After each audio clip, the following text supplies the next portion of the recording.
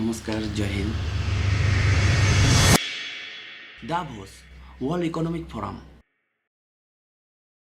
এইটো সেই মঞ্চ য'ত বিশ্বৰ আটাইতকৈ শক্তিশালী নেতাসকল আৰু বৃহৎ উদ্যোগপতিসকল একত্ৰিত হয়। কিন্তু 2026 চনত এই মঞ্চত সকলোৰে দৃষ্টি আকৰ্ষণ কৰিছিল এজন ব্যক্তিয়ে, অসমৰ মুখ্যমন্ত্ৰী শ্ৰী হিমন্ত বিশ্ব শৰ্মা। কিন্তু অসমৰ দৰে এখন সৰু ৰাজ্য এই বৈশ্বিক মঞ্চত উপস্থিত থকাৰ অৰ্থটো কি?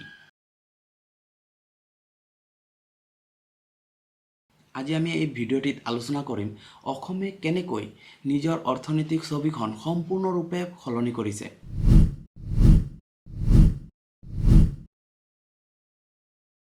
আটাইতকৈ গুৰুত্বপূৰ্ণ কথাটো হ'ল বৃদ্ধিৰ হাৰ। ৰিজাৰ্ভ বেংক অৱ ইণ্ডিয়াই অসমৰ অৰ্থনীতিক দ্ৰুতভাৱে বৃদ্ধি পোৱা ৰাজ্যিক অৰ্থনীতি হিচাপে স্বীকৃতি দিছে। শেষ 5টা বছৰত অসমৰ বৃদ্ধিৰ হাৰ 45%। ঠিক একে সময়তে ভাৰতবৰ্ষৰ গড় অৰ্থনৈতিক বৃদ্ধিৰ হাৰ 29%। ইয়াৰ অৰ্থ স্পষ্ট, অসম ভাৰতৰ দ্ৰুততম বিকাশশীল ৰাজ্য।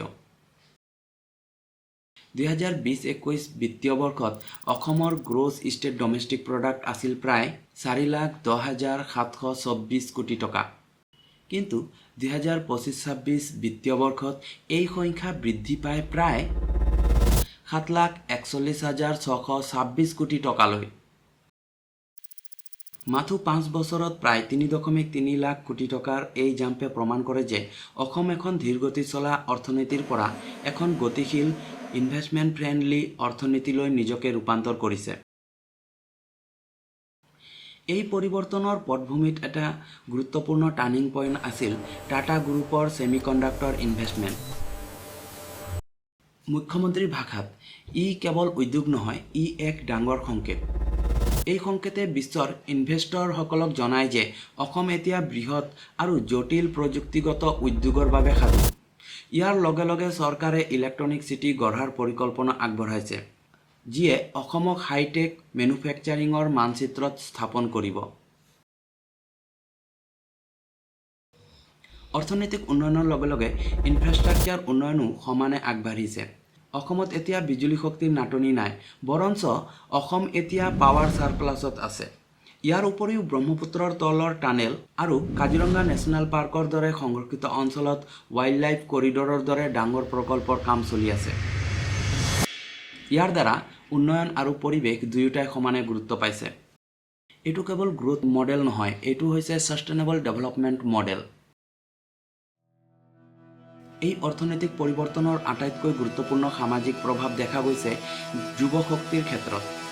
আগতে অসমৰ যুৱক যুৱতীসকল চাকৰি আৰু সুযোগৰ সন্ধানত বেংগালুৰু বা বিদেশলৈ গৈছিল।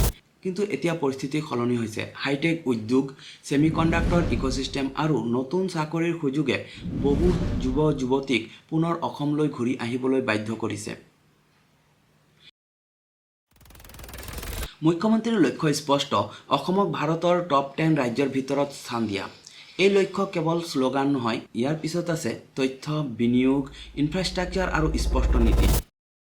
এতিয়া প্ৰশ্ন এটা আপোনালোকলৈ, অহা 10 বছৰত আপোনালোকে অসমখনক কেনেকুৱা ৰূপত চাব বিচাৰে? তলত কমেণ্ট কৰি জনাব।